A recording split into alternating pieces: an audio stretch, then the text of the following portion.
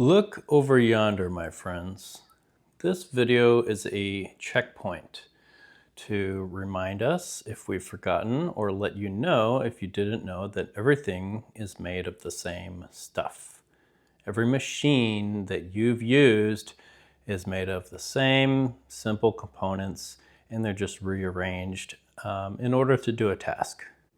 Energy-wise, each of these machines is using 120 volts AC power, some of them with the ground on the cord and some of them without, but they all begin the process of using them with that power source. And so if we can replicate this power cord, then we have the first step of the design of any of those machines in our hands.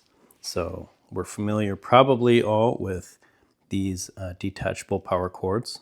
And then once we find off-the-shelf components that lets us mate and connect with this power cord, such as this Schurter device, then we have the solution for the very first step of that design. It's a combination of these two. And then our next job is just to understand how to interface here. We use a spade connector to plug into this if we want to design our own ones of those with off-the-shelf parts. So some of these are going to have no spade connectors inside because this wire will be routed directly into the next component inside the circuitry. But you will have equivalent performance if you go this standard route, and instead of custom components, you just use off-the-shelf components one by one. This is a terminal rated up to 10 amps, and all of these machines will take 10 amps or less. In fact, probably all the machines in your kitchen, everything shy of a big noisy machine like that vacuum or that saw will be 10 amps or less, probably in your whole home. So if the power intake is 5% of the design, 5% of the design of all these things is finished, only with the exception of we have not optimized the cost. We have 3 conductors in this cord, and this machine only needs 2.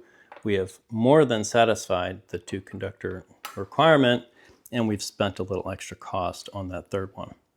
The next ingredient to build all of these is we need something that will add heat. 3 of the 4 machines there are adding heat, and some of them are adding more than the others, but they all max out at 1200. So if we have a method to add heat into a machine, then we have the ability to design all of those.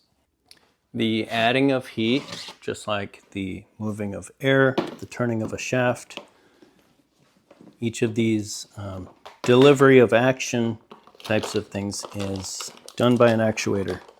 We would consider this an actuator even though it's not moving, it's actuating by delivering heat. This one is nothing more than a resistor. So it's one of the simplest actuators that you can have used to deliver heat. So this one's, I think it also 1000 watts, so it's a little under 10 amps. That's an example of a resistive heating element at the peak of what we need. And if you only need to add a little bit of heat, then we can come all the way down to something that 50 watts or less. These are individual resistors rated for 50 watts maximum. And that is simply a maximum because you could raise the amperage and raise the amount of power that's being burned off here, but you would melt something inside. They would overheat. But and this is designed to be a resistor and not a heater, but it works as a heater just the same. So now we have actuators ready to go that can deliver anywhere between the minimum and maximum. And I'll show you what the heating elements look like in here. This one, they're going to call it something fancy like a radiative heater. And that simply means it's still a resistive element. It's still just a high resistor here that's going to have a lot of current passed through it directly from that AC power. And instead of glowing red, this one will glow bright red, and it might emit a little bit more infrared heat. But this little beam that looks kind of like a bulb, and this one up here. And so they're radiating and conducting heat into the air. This one adds no heat. This one adds heat in two ways with two coils. One of them is this round one, reminiscent of a stovetop electrical coil, and one of them sits down below here. It's either enclosed or just simply covered by this aluminum panel. Aluminum or ceramic. Yep. And without this button pressed, then that heater will not be allowed to turn on. The difference between all of these different cooking stages, cooking styles, is just the modulation of the little fan back here, the heater here, the heater here. Do I want all the heat from the bottom? Now I'm doing searing and saute. Do I do all the heat from the top? Now I'm doing broiling. Do I circulate the air a lot, meaning I'm turning on this fan a lot? Here, if I poke a chopstick in there, then you can see this fan. It's just like other fans, only it's made of a steel and it's heat resistant, so they can put it right behind that coil. So that's just going to blow the air down and circulate it. And if your very hot air comes in contact with your food, like a chicken skin, then you get a crispy shell. Then that's what they're calling air frying. It is simply delivery of intense convective heat. Inside of this same system, if you decide to trap the moisture inside, whenever we heat water or the foods that contain water, then the water is going to boil. It'll turn into vapor, and the vapor takes up more volume. It'll want to escape. So this device does not create pressure. It just creates heat. And then we have a seal, this rubber seal that resides in between the steel top and the steel bottom. If we close that, the seal is going to begin sealing only against positive pressures, not against negative pressures. And if we turn this valve, now we've closed it off. Now we have a pressure cooking chamber. And likewise, if we vent it, we are doing steaming. And it's going to say bake is going to be without trapping any moisture, and pressure will be trapping all the pressure. And steam will be exactly the same as pressure cooking, but the little display is going to tell you to open this valve. It is literally going to cook exactly the same way. It may modulate slightly differently on the lower heating element. Now we have the heat delivery. That one may be as much as 1,000 watts of heat delivery, while this one is only going to be about 200 watts.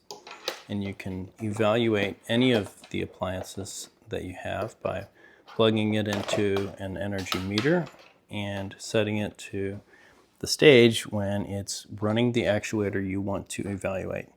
Oh, it's got old juices in there, gross. There's a heating element underneath this little, it's probably a PTFE layer covering up a heating element. That's going to get hot more than 100 C, maybe 150 C. This zone will get compressed with the plastic in between, with this rubber compressive gadget. It's going to push down your plastic onto there and then seal it. Now it comes to controlling or modulating that heater. If we have, and we do have, one relay and we understand how to activate it on and off, we can control any heating element. This is agnostic as to which type of heating element is being controlled. You plug it in there, you turn it on with a small current, and you allow it to pass a large current out. And if it's on 99% of the time, that's 99% duty cycle. If it closes and only opens a percent of the time, that's 1%, giving you 10 watts instead of 1,000 watts. That means we can control the heating actuation of any of those machines or a similar machine that we design just with this $2 relay, or we could use a solid state variation, and the control signal to that $2 relay is going to come from one wire that goes up to 3 volts or down to 0 volts. In order to generate the signal for that relay to respond to, you would take any microcontroller, or even at a lower level, you could use a hand switch if you want it to be automated and start to become robotic.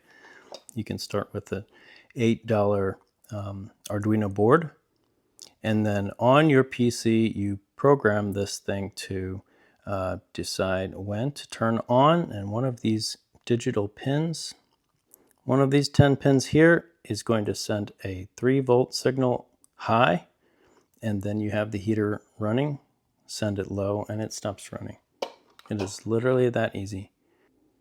Okay, so our design for a heating module includes the controller that we control, the relay that it sends a command to, the actuator that receives the current, and that current will come from 120 volts, and then it will create heat wherever you've placed the heater. The next part is air movement. Each one of these machines has a motor that turns a shaft, and each one will move air to some degree. This one may be using about 10 watts to blow a fan. The fan resides behind these two little vent passages. Call it 10 watts, and it's just going to turn on if you set this to the air fry mode. So that's a second pin, a second relay, a second command, and a second actuator. This one, we are working with no microcontroller inside. All the inputs come directly from the user, and each button will send a different level of power to that motor. There's just one big motor, and of course it'll move air if there's air inside of here, but it's just one actuator for this entire device, and there's no heater, of course. This one is going to have one motor for this fan, and that's all. 2 heaters, 1 motor. And then this unit will have a motor for not a fan type of airflow, but an enclosed type of airflow. So that will be inside of a sealed pump, and it's going to be a vacuum pump. So we're taking the suction side of the pump. One passage will come out here, so you could vacuum something remotely, and the other passage will basically lead right here, and then it's going to create a vacuum chamber out of everything inside of this rectangular seal here and here. So if you can find some foam, you can create a seal. If you can 3D print a cavity, if you can connect a tube, then you're able to create a vacuum sealing apparatus. Every single one of the custom actuators and controllers inside of these machines could be replaced by a simple off-the-shelf, commonized, and a commodity level part. And so cost may vary, like you may spend a little bit more than they spent on their relay, but in any case it's going to do the same thing, and you will have the design for each one of these. This Ninja is a little bit more of a smart machine. Somewhere inside of the joint embedded here is going to be a small switch. It doesn't need to handle a lot of current. It's just handling one signal that is just another one of those wires, small wires with 3 volts going to it. When the switch opens, then the microcontroller has a pull down resistor. It sees a low voltage, and then it will know that you have not closed this lid. That signal creates information. That information interacts with the controller that operates the menu here and helps you inform you if you need to switch the lid to the other lid, or open it since it's closed, or close it since it's opened. How does this thing know if you have failed to seal when you're trying to do pressure cooking? If you fail to turn that valve manually, then the heat will run for 10 minutes. Boiling will take place. The sensor below here somewhere will sense that the temperature has reached above boiling, and there will be some small air port here, a port that allows a little bit of air passage that leads to a sensor, a pressure sensor. That's also just a $1 off-the-shelf product. That sensor will read that the pressure has not raised, let's say, 2 times the ambient or above, and then that's going to know that you did not seal it because it is heating, but it is not building pressure. And then it'll say, hey, we have an error while you're trying to do the pressure cooking. That pressure sensor can be equivalent. It's probably even less expensive and less sophisticated than one of these. This one measures temperature, pressure, and humidity. Okay, there's a teeny tiny port on that chip on that board that is going to measure the ambient pressure. It's less than $2 for each one of these boards that has a chip on it.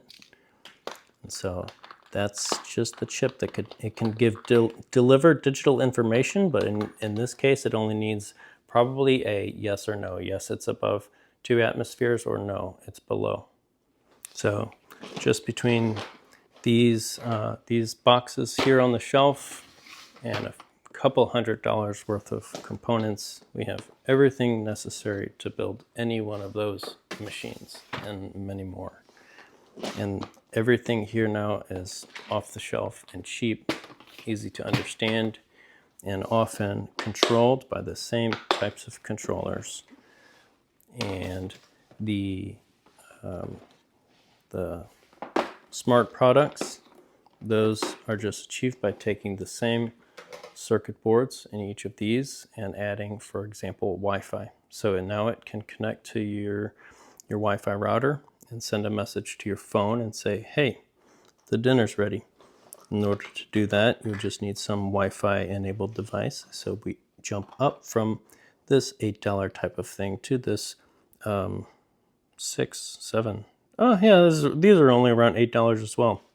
This is a microprocessor that also has on board it a Wi-Fi communication transceiver, and it's programmed with the same C++ type of code, with the same very simple commands and the same actually codes that can be delivered. Like I've tested this Claude or Gemini, any of those new AI can very easily and accurately build you a script that asks a question to a sensor that is connected to the port on your device, or it sends a command out of one of the ports to an actuator, such as the relay, and activates it.